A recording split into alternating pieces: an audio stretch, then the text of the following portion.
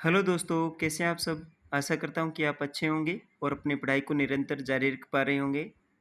जिस प्रकार से आप इंटरफ़ेस में देख पा रहे हैं, हमारा राजस्थान कक्षा 6 भाग 1 ये जो पाठ्यपुस्तक है, बिल्कुल ही अपडेट किताब है, जो कि 2026 के संस्करण में नई पाठ्यपुस्तकों में से एक है।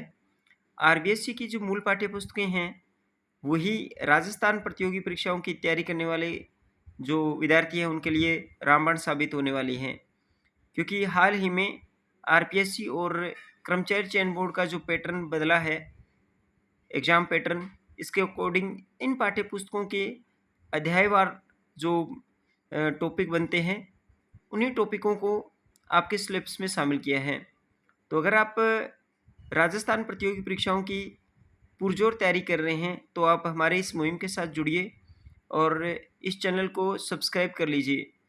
क्योंकि आपको हम कक्षा 6 से लेके कक्षा 10 तक की जो आरबीएससी की मूल पाठ्यपुस्तकें हैं, उनका बढ़िया तरीके से लाइन टू लाइन अध्ययन करवाने वाले हैं। बहुत ही ज़्यादा सहज तरीके से हम इस पाठ्यपुस्तकों को पढ़ेंगे और अपने कंटेंट को क्लियर करने का प्रयास करेंगे। इन पाठ्यपुस्तकों को लाइन टू लाइन पढ़ने का हमारा एक उद्देश्य ये रहेगा, क्योंकि यहाँ से जो प्रश्न पुट आउट होते हैं, वो लाइन टू लाइन आप पिछली प्रतियोगी परीक्षाओं को के जो पेपर देखोगे तो उसमें लाइन टू लाइन प्रश्न उठाए जा रहे हैं। तो हम इस कॉन्सेप्ट को बिल्कुल क्लियर क्लियर करेंगे, ताकि आपका प्रश्न एक भी इस पाठ्य पुस्तकों के अलावा कहीं से बाहर से न पुट आउट हो।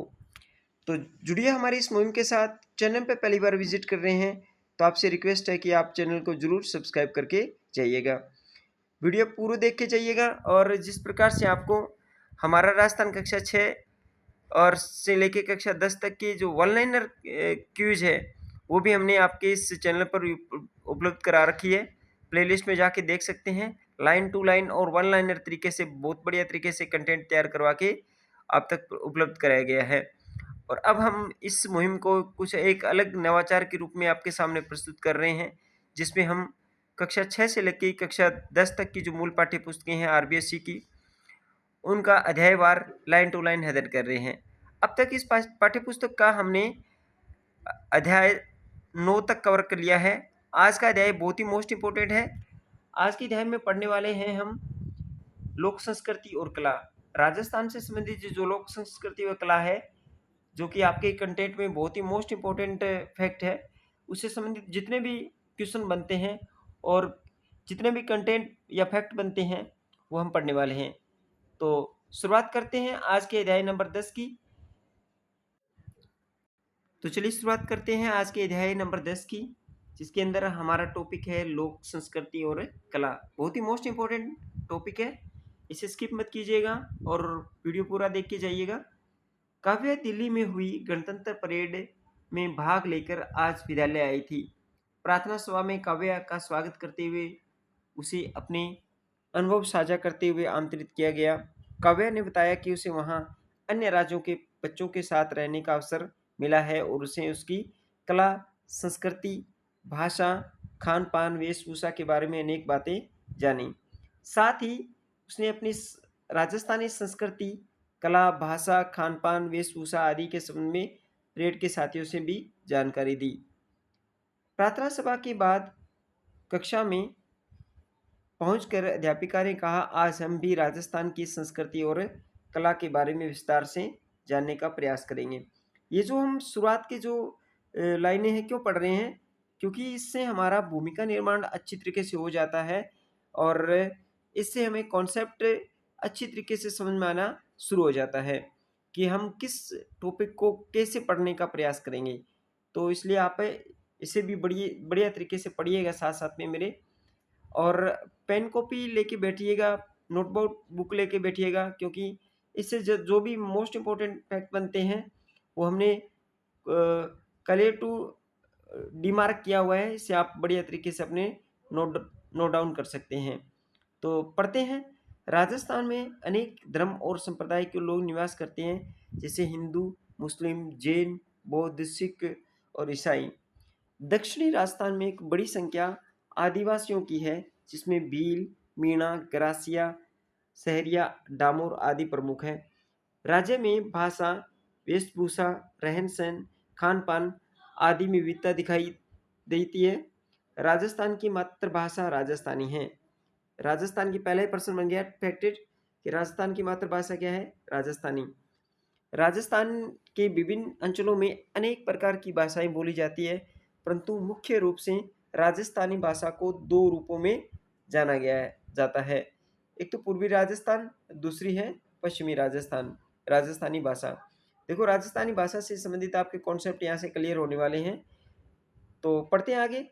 पूर्वी राजस्थानी भाषा की प्रतिनिधि 4 बोलियां हैं। मोस्ट इंपोर्टेंट फैक्ट है, पूर्वी राजस्थान, इसमें मार्क टू मार्क करता हूँ, इसे बढ़िया तरीके से आप नोट डाउन कर लीजिएगा। पूर्वी राजस्थानी भाषा की प्रमुख 4 बोलियां कौन कौन सी है? ढूंढाड़ी, जिसे जयपुरी बोली कहा जाता है, हाड़ौती, मेवाती और अहिरवाटी। प्रश्न सीधा बनेगा कि ढूंढाड़ी बोली राजस्थान की किस राजस्थानी भाषा की प्रतिनिधि बोलियां हैं? तो पूर्वी राजस्थान की। मेवाती भी है, अहिरवाटी भी है। पश्चिमी राजस्थान की प्रतिनिधि बोलियों की बात करें तो ये भी 4 हैं, मारवाड़ी, मेवाड़ी, बागड़ी और शेखावाटी।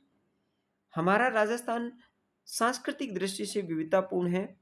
यहाँ भाषा, वेशभूषा, खान पान, रीति रिवाज आदि में तो अंतर देखने को मिलता है, लेकिन कहीं दाल ढोकला और कहीं दाल बाटी, कहीं बाजरे का खींच, कहीं मक्के की रोटी और कहीं केर सांगरी। दाल बाटी देख सकते हैं आप, घेवर देख सकते हैं। राजस्थान की अन्य पारंपरिक जो चीज़ें हैं जो प्रसिद्ध है उनको दिखाया गया है, यहाँ दर्शाया गया है। बाजरे की खींच, केर सांगरी, मक्की की रोटी, राजस्थान में खान पान की विविधता। अब बात करते हैं वेशभूषा की। वेशभूषा पर चर्चा करें तो राजस्थानी वेशभूषा अपने चटक रंगों के लिए जानी जाती है। पारंपरिक राजस्थानी परिधान काफी सुंदर और आरामदायक होते हैं। महिलाएं घाघरा, चोली, रंग बिरंगी गोटा, ओढ़नी पहनती है। पुरुषों का पारंपरिक परिधान धोती कुर्ता, कुर्ता पजामा है। स्वाभिमान एवं सम्मान का प्रतीक माने जाने वाली राजस्थानी पगड़ी बहुत आकर्षक होती है। वर्तमान में पश्चिमी वेशभूषा का प्रभाव बढ़ता जा रहा है, फिर भी राजस्थान की बहुरंगी वेशभूषा प्रभावित करती है। मनोरंजन के प्रारंभिक पारंपरिक साधन, राजस्थान जीवन का जो पारंपरिक साधन है वो मनोरंजन जीवन का अनिवार्य अंग है। राजस्थान के विभिन्न अंचलों में स्थानीय एवं सहजता से उपलब्ध पारंपरिक साधनों का मनोरंजन किया जाता है। राजस्थान की ग्रामीण निवासी राजस्थान के ग्रामीण निवासी सहजता से उपलब्ध साधनों का मनोरंजन करते हैं। ग्रामीण क्षेत्रों में बच्चे गिल्ली डंडा, सितोलिया, लुका छुपी, आंख मिचोली जिसे कहते हैं, गोटा दड़ी, मार दड़ी, लट्टू चक्कर, कंचे का खेल आदि खेलते हैं। चौपड़ चौसर कपड़े पर बनी, ये प्रश्न बन सकता है, चौपड़ चौसर क्या है? चौपड़ चौसर कपड़े पर बनी बिसात पर खेले जाते हैं। चरभर नर नारी आदि जमीन पर बनाकर खेलते हैं। जन समुदाय के मनोरंजन के लिए सपेरे, कालबेलिए, मदारी, जादूगर, पतंगबाजी, कठपुतली आदि खेल थे। लोक नाट्य शैली में ख्याल, खेला, गवरी। देखिए, लोकनाट्य में कौन कौन सी हैं? हेला, ख्याल, गवरी, तमाशा, तुराकलंगी, रासदारी, रामलीला, दंगल, सवांग, नौटंकी, बवी आदि हैं। इन पारंपरिक खेलों के साथ साथ आधुनिक खेल व मनोरंजन के साधन में यहाँ की जीवन शैली में देखने को मिलते हैं। अब राजस्थान की सांस्कृतिक विविधता को पढ़ते हैं। राजस्थान में सभी पर्व और त्यौहार हर्ष उल्लास के साथ मनाए जाते हैं, जैसे होली है, दीपावली, रक्षाबंधन, ईद, महावीर जयंती, गुरु नानक जयंती, क्रिसमस आदि।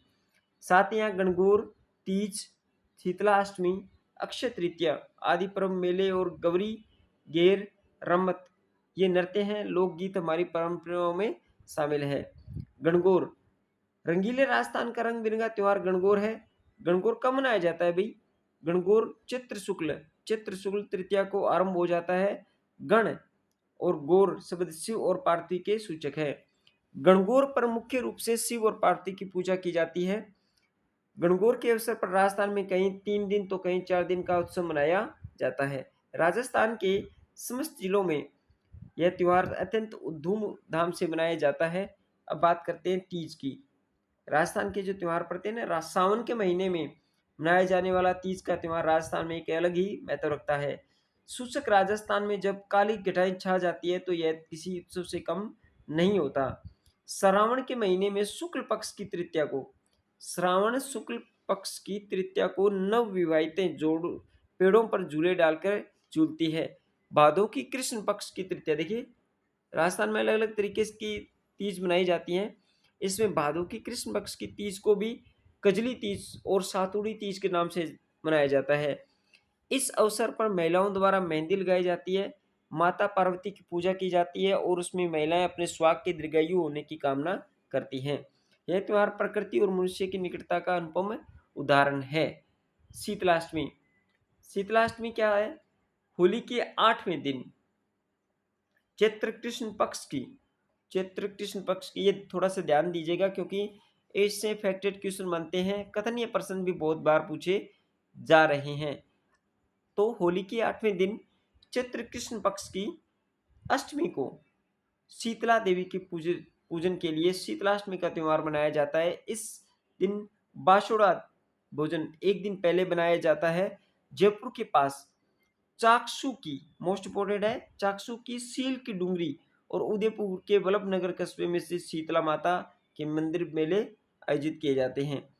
लगभग हर शहर गांव कस्बे में शीतला माता की पूजा अर्चना की जाती है। अब बात करते हैं अक्षय तृतीया की। अक्षय तृतीया, इस दिन को आका तीज भी कहते हैं। इस दिन बिना मुहूर्त निकलवाए सभी मांगलिक कार्य किए जाते हैं। इस दिन गेहूं, बाजरा, तिल, जौ आदि की पूजा की जाती है। इस दिन गेहूं और बाजरे की खींच भी बनाया जाता है। इसके बाद बात करते हैं राजस्थान के प्रमुख मेले, मोस्ट इंपोर्टेंट फैक्ट। देखिए कितने फैक्ट आपके एक साथ क्लियर हो रहे हैं, राजस्थान के त्यौहार भी, और यहीं से प्रश्न पुट आउट होते हैं। कहीं और अन्य किताबें पढ़ने की भी आवश्यकता नहीं है कि आप अगर आरपीएससी मूल पाठ्य पुस्तकों को बढ़िया तरीके से पढ़ लेते हैं और इसे नोट डाउन कर लेते हैं तो अन्य किताबें पढ़ने की आपको राजस्थान प्रतियोगी परीक्षाओं के दौर में कहीं भी आवश्यकता नहीं है, ये मेरा मानना है। क्योंकि जितने भी पिछले एग्जामों को देखा जाए तो यहाँ से प्रश्न पुट आउट हो रहे हैं। पढ़ते हैं पुष्कर मेला। अजमेर में जिले की पुष्कर में कार्तिक पूर्णिमा को भव्य मेला आयोजित होता है। इस अवसर पर विशाल बाजार लगता है और देश विदेश के पर्यटक आते हैं। यहाँ अनेक प्रतियोगिताओं का आयोजन होता है जिसमें मेलार्थी उत्साह से भाग लेते हैं। मेलार्थी पुष्कर में सुप्रसिद्ध ब्रह्मा जी का मंदिर और झील आकर्षक का प्रमुख केंद्र है। सायंकाल यहाँ दीपदान होता है।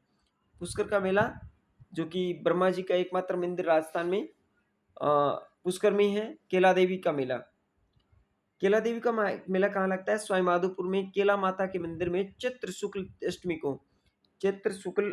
को केला देवी का मेला लगता है।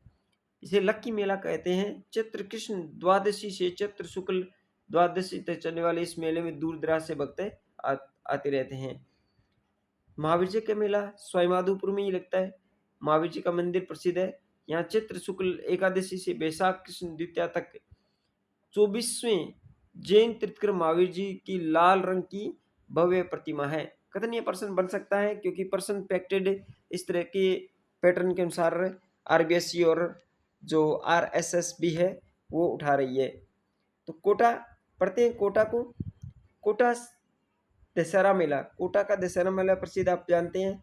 कोटा के महाराल दुर्जनपाल सिंह के शासनकाल में, ये देखिए आंकड़ा थोड़ा सा ध्यान रखिएगा क्योंकि आंकड़े से प्रश्न बन रहे हैं।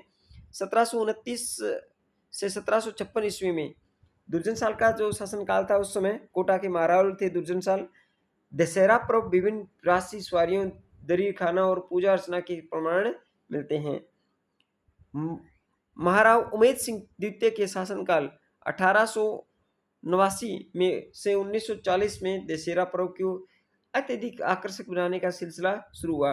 वर्तमान में यह मेला अपनी भव्य विशालता के लिए बहुत प्रसिद्ध है। हरियाली अमावस्या मेला।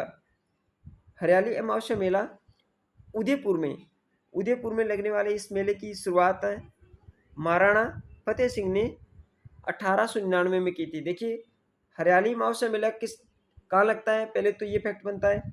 उदयपुर में। और इसकी मेले की शुरुआत किसने की थी? महाराणा फतेह सिंह ने। कब की थी? 1899 में। प्रश्न बनाने वाला किस प्रकार से भी बना सकता है। हरियाली महोत्सव मेला कहाँ लगता है? उदयपुर में। मेले की शुरुआत किसने? फतेह सिंह, महाराणा फतेह सिंह ने, और 1899 में की थी। यहाँ प्रतिवर्ष हरियाली महोत्सव को भव्य मेला लगता है। हिंदू सभ्यता में लोग इसे सावन की शुरुआत के तौर पर मानते हैं। श्रावण मास के कृष्ण पक्ष में लगने वाला यह मेला सावन और उससे मिलने वाली खुशी का संचार करता है। ख्वाजा मोइनुद्दीन चिश्ती का उर्स। ख्वाजा मोइनुद्दीन चिश्ती ईरान से भारत आए थे। कहाँ से भारत आए थे? ईरान से।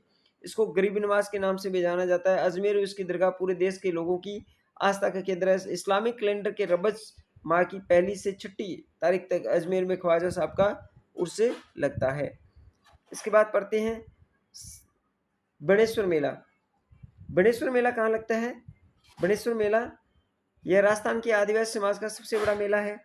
माघ पूर्णिमा के अवसर पर डूंगरपुर जिले में माही, जाखम और सोम नदियों के संगम पर बनेश्वर मेला लगता है। इसमें लोग अपने दिवंगतों की अस्थियां भी प्रभावित करते हैं। करणी माता मेला। बीकानेर जिले में देशनोक के करणी माता मंदिर में यह मेला आयोजित होता है। करणी माता बीकानेर शासकों की अष्टधात्री देवी थी। इस मंदिर की विशेषता है कि यहाँ काले और सफेद चूहे अत्यधिक संख्या में विचरण करते हैं। खाटू श्याम जी का मेला सीकर में लगता है। खाटू श्याम जी का मंदिर एक प्रसिद्ध स्थल है। यहाँ फाल्गुन के शुक्ल पक्ष की 10वीं, फाल्गुन के शुक्ल पक्ष की, ये फैक्ट थोड़ा सा ध्यान रखिएगा, फाल्गुन के शुक्ल पक्ष की 10वीं से द्वादशी तक मेले का आयोजित होता है। बाबा रामदेव मेला। जैसलमेर में पोकरण कस्बे के पास रुणीचा स्थान पर भाद्रपद शुक्ल के शुक्ल पक्ष की द्वितीया से लेके एकादशी तक यह मेला आयोजित होता है। बाबा रामदेव राजस्थान के जाने माने लोक देवता है, जिसमें सभी वर्गों धर्मों को लोगों की आस्था रहती है इस मेले में। गलियाकोट का उर्स डूंगरपुर जिले की सागवाड़ा तहसील में गलियाकोट कस्बे में फखरुद्दीन मौला की मजार है, जिसे मजार ए फकरी के नाम से जाना जाता है। यह दाऊदी बोरा समाज की आस्था का प्रमुख केंद्र रहा है। यहाँ के उर्स में सभी वर्गों के लोग बड़ी संख्या में उत्साह में भाग लेते हैं। अन्य मेले। इन सभी मेलों को अतिरिक्त राजस्थान में अनेक मेले लगते हैं, जिसमें मुख्य रूप से सीकर जिले का जीणमाता मेला, अलवर का भरतरी मेला, टोंक का डिग्गी कल्याण जी का मेला, पर्वतसर में तेजा जी का मेला, हनुमानगढ़ का गुगा जी का मेला प्रसिद्ध है। राजस्थान में प्रत्येक नगर, कस्बे, गांवों में स्थानीय स्तर पर भी मेले आयोजित होते हैं। इसके बाद पढ़ते हैं प्रमुख लोक देवता व संत। प्रमुख लोक देवता और संत पढ़ेंगे, जो कि आप बढ़िया तरीके से इसे कवर कर सकते हैं। हस्तकला भी है इसके अंदर। इसकी बात करें तो वीडियो थोड़ा सा बड़ा बनने वाला है, तो देखते हैं कि हम इस टॉपिक को 2 पार्ट में करवा लें तो अच्छा है, क्योंकि आप भी इससे फिर नोट डाउन करने में भी कोई दिक्कत नहीं आएगी। तो अब तक हमने इस अध्याय का पेज नंबर 56 तक पढ़ा है। आशा करता हूँ कि वीडियो अच्छा लगेगा। अगर अच्छा लगा तो लाइक कीजिएगा, शेयर कीजिएगा अपने दोस्तों के साथ में। मिलते हैं नेक्स्ट वीडियो में इसी प्रकार के नए नवाचार के साथ। बने रहिए हमारे साथ इस मुहिम के साथ में। आरबीएससी की मूल पाठ्य पुस्तकों का हम अध्ययन कर रहे हैं, और चैनल पर पहली बार विजिट कर रहे हैं तो चैनल को जरूर सब्सक्राइब करके जाइएगा। आज की वीडियो में इतना ही। धन्यवाद।